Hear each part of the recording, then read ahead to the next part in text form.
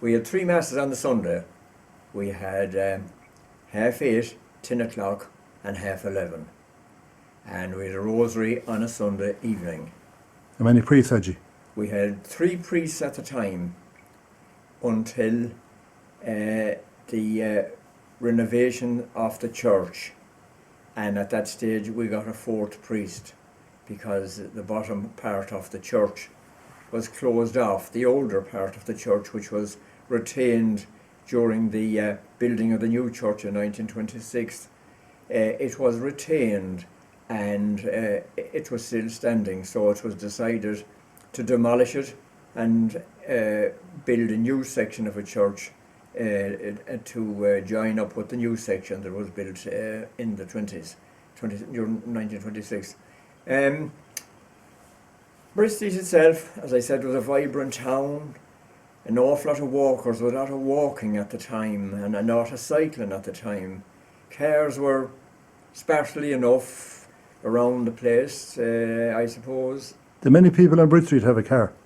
I'd say about 5 or 6 during that time. 5 or 6 cars, and you see them parked outside the shops, outside their houses, and they were there. Now, way back, before that, like, you'd only get 1 or 2 cars during, say, the Model T days and that, but... What years were them about? During the 30s, I remember 30s. now, but like I'd say, during the 20s, I've seen photographs of only 1 or 2 cars on the street. But during the 30s, there'd be 5 or 6 or maybe 10 cars, but they'd be parked outside the shops.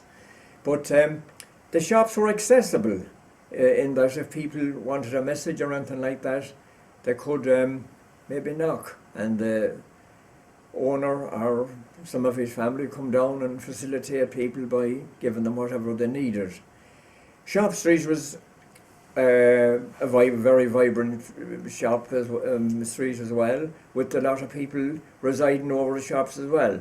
All the town, James Street, some of it was residential, and where there was a business, there was always people living overhead. Now, in recent times, the town has become denuded of their population. It's really a pity, because it takes away from the vibrancy of the town. And why did that happen, do you think? Well, I'd say it happened due to the fact that the town became more noisy.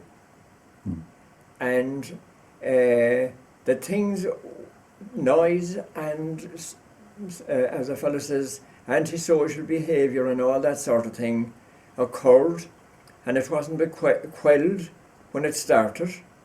And I say if it was, that people wouldn't have moved out. People were trying to take the line of least resistance, and they moved out to avoid that sort of thing. And when did it start to happen about? I'd say it started really, I'd say, the start of the 90s, I say, really revealed a lot of antisocial behaviour.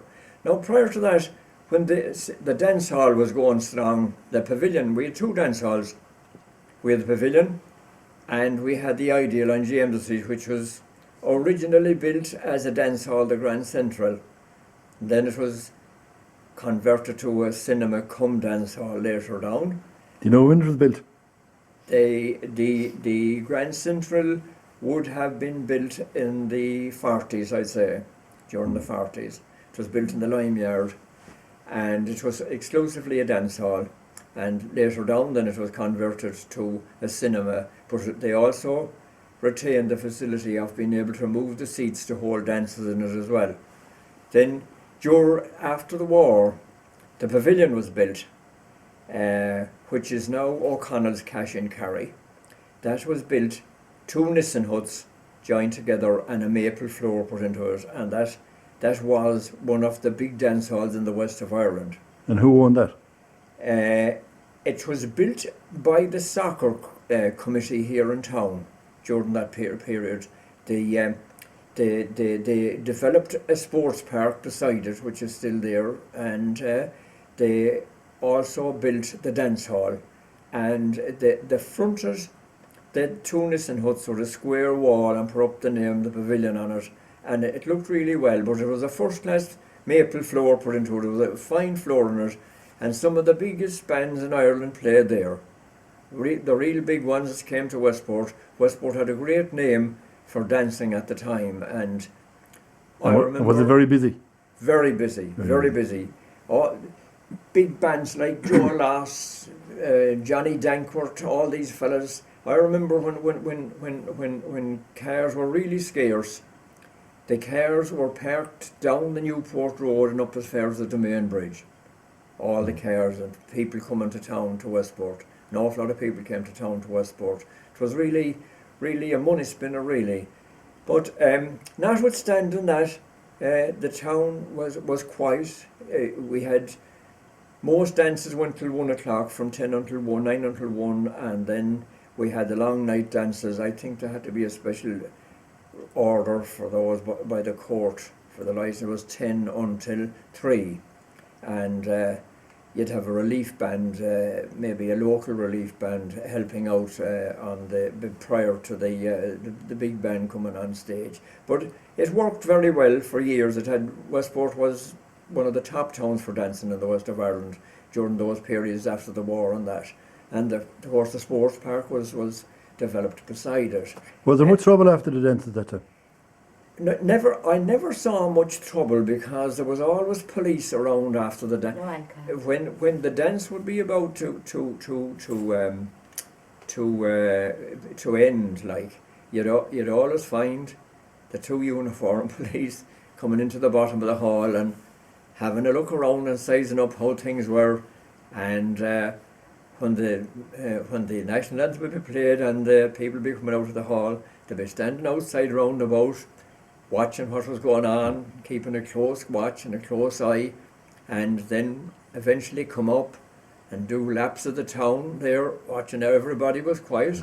I remember if you came up and you stood on the middle bridge and you were boisterous, it wouldn't be too long until you were tapped on the shoulder and asked had you home to go to.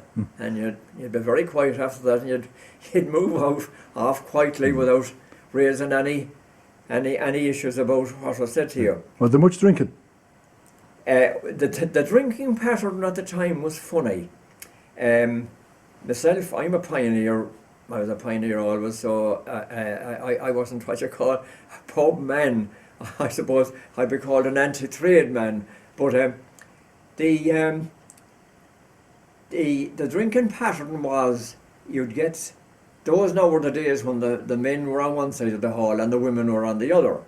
But the hall would open at 9 o'clock, and you'd get the hall filling up by degrees, mostly with girls and women, and they'd fill up, and then you'd have a crowd of the boys that fill up on one side. But when the pubs would close, the boys would come in, and they'd have a few jars in them all right. But now, rarely you get anybody falling round the place or causing, you would get a nod bit of that sort of thing, but you'd never get weapons used now or anything like that. If there was a bit of fist fighting and that sort of thing, and to be kind of quelled, and before to get as far as the guards would be called, and that's why you'd rarely have any summonses or anything like that. Everything was kind of kept local and a bit of common sense attached to it. However, it'd be knocking around to see to it that it wouldn't go too far out of hand and that. And what other social life did you have besides the dance hall at the time? Dances now mostly. Dances was mostly, and then handball. Handball was a big game in Westport in the old days. The fellas downtown now would have played in the ball alley. It was a ball alley. There was constructors, and the gable of the town hall was the back of the alley, and there was 2 side walls put onto it. And so big international games played, national games played there. What years were there? About what years? That would be the 20s and the 30s. There was that sort of thing. When I came from Altamonster, we used to play handball up at the bridge and the railway, up against the railway bridge on Altamonster. That's where we played our handball. And how could you play with the traffic? Well, the traffic was minimal. I mean, you had a few trains coming in. You had a train coming in there was a train coming in around 2 o'clock, and you had a train going out. You had a train going out at 1:45. You'd have cars going to at that time. Then you had another train coming in or going out at 6 o'clock in the evening, and there was kind of specific times, say from in the middle of the day and in the evening, that you'd have cars going up and down.